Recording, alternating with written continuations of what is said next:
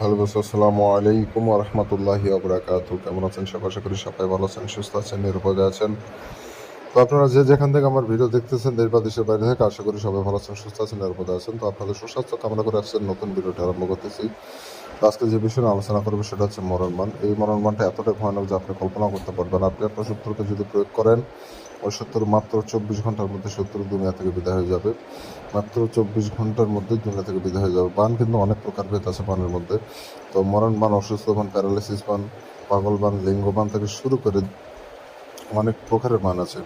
পাগল বান মানলে আপনার শত্রু পাগল হয়ে যাবে। প্যারালাইসিস বান দিলে সারা জিন্দগির জন্য প্যারালাইসিস হয়ে বিছানায় পড়ে থাকবে।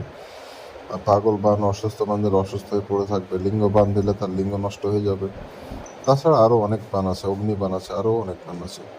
তো এটা সব থেকে সর্বশ্রেষ্ঠ বাণই হচ্ছে মরণ বান। কারণ মৃত্যুর থেকে আর বড় কঠিন কষ্ট একটা ব্যক্তির পিছনে আর দুনিয়াতে আর কিছু হতে পারে না। তো সেই মরণ বান নিয়ে বিষয়ে আলোচনা করবো।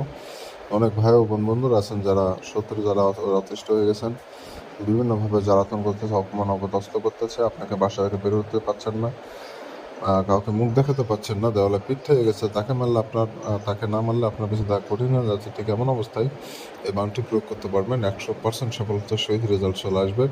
ওই শত্রু চিরতরের জন্য দুনিয়া থেকে বিদায় হয়ে যাবে। অনেকে প্রশ্ন করেন যে আমি যে বানটা প্রয়োগ করেছি কেউ কি বুঝতে পারবে কিনা? না, কেউ কোনো রকম বুঝতে পারবে না। বানের কাজগুলো কেউ বুঝতে পারে না। তো আপনারা মনোযোগ সহকারে প্রথম ভিডিও শেষ পর্যন্ত দেখবেন, কোনো রকম বুঝতে সমস্যা হবে না। আর এগুলো কালো জাদুর ভিডিও টেনে টেনে যখন দেখবেন তখন বুঝতে সমস্যা হবে, কাজ করবেন, কাজ হবে না। এই জন্য পুরো ভিডিও দেখবেন, জানবেন, শুনবেন, বুঝবেন, তারপর কাজ করবেন, কাজের কোনো রকম সমস্যা হবে না। তো বন্ধুগণ,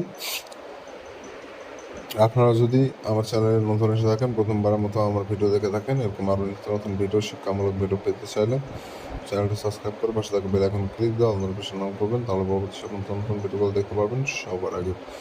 তো ভিউয়ার্স, যেটা বলছিলাম আপনাদের, এই বানটি প্রয়োগ করতে গেলে একটা সাদা কাগজ নিতে হবে এবং লাল কলমের কালি নিতে হবে এবং স্কেল নিতে হবে। বেশ সুন্দর করে নকশা লিখতে হবে। যে কাগজের উপর নকশা লিখবেন কাগজটা যেন পাক পবিত্র হয়, কোনো রকম নোংরা আবর্জনা যেন কাগজে না পড়ে থাকে, এবং আপনি যে নকশা লিখবেন আপনি নিজে পাক পবিত্র থাকবেন, এবং যে জায়গা বসে নকশা লিখবেন জায়গাটা যেন পাক পবিত্র হয়। ফাঁকা জায়গা বা ফাঁকা রুমে বসে নকশা লিখবেন। কোলাহল মুক্ত জায়গা বসে পুরো নকশাটা আপনাকে লিখতে হবে। কোনো রকম গ্যাঞ্জাম যেন না থাকে, এবং নকশা লেখা অবস্থায় কারোর সাথে কোনো রকম কথাবার্তা বলা যাবে না। নকশা লেখা কমপ্লিট হয়ে যাবে তখন কথা বলেন, সমস্যা নেই, কিন্তু নকশা লেখা অবস্থায় কারোর সাথে কোনো রকম কথাবার্তা বলা যাবে না। আশা করি বুঝতে পেরেছেন। আর পাক পবিত্র অবশ্যই থাকতে হবে। তো এই নকশাটা যে কোনো দিনই দেখতে পারবেন, আর কোনো নির্ধারিত দিন ক্ষণ নাই, তবে ক্ষণ আছে, দিন নাই। অর্থাৎ এই নকশাটা লেখার সময় আছে। তো সময়টা কি? সময়টা হচ্ছে রাত 11টার পর। রাত 11টার পর যে কোনো টাইমে আপনি নির্ভীর জায়গায় বসে নকশা লিখবেন। নকশা লেখা অবস্থায় কারোর সাথে কোনো রকম কথা বলবেন না। নকশা লেখা অবস্থায় নিজের মনকে অন্যদিকে ঘোরানো যাবে না। অর্থাৎ আপনি নকশা লিখতেছেন কিন্তু আপনি টেনশন করতেছেন অন্য বিষয়ে, টাকা পয়সা, জমি জমা বা অন্য কোনো বিষয়ে টেনশন করতেছেন বা ভাবতেছেন এবং নকশা লিখতেছেন, তাহলে কিন্তু হবে না। আপনার সমস্ত মস্তিষ্কের মনোনিবেশ নকশার মধ্যে দিতে হবে, দেন আপনার কাজটি হবে।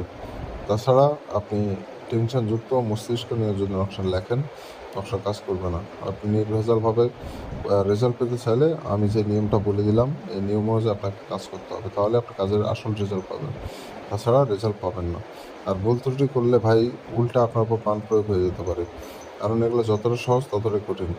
আপনাকে প্রত্যেকটা নিয়ম আপনাকে পালন করে, অক্ষর অক্ষর পালন করে আপনাকে নকশা লিখতে হবে। তাছাড়া কোনো উপায় নাই। তো এইভাবে করে মূলত সম্পূর্ণ নকশাটা লিখে ফেলবেন। লেখা হয়ে গেলে নকশার নিচে শত্রুর নাম, তার নিচে তার পিতার নামটা দিয়ে দেবেন। শত্রুর নাম এবং তার নিচে তার পিতার নাম দিবেন। তাহলে আপনার কাজ শেষ, আপনাকে আর কিছু করতে হচ্ছে না।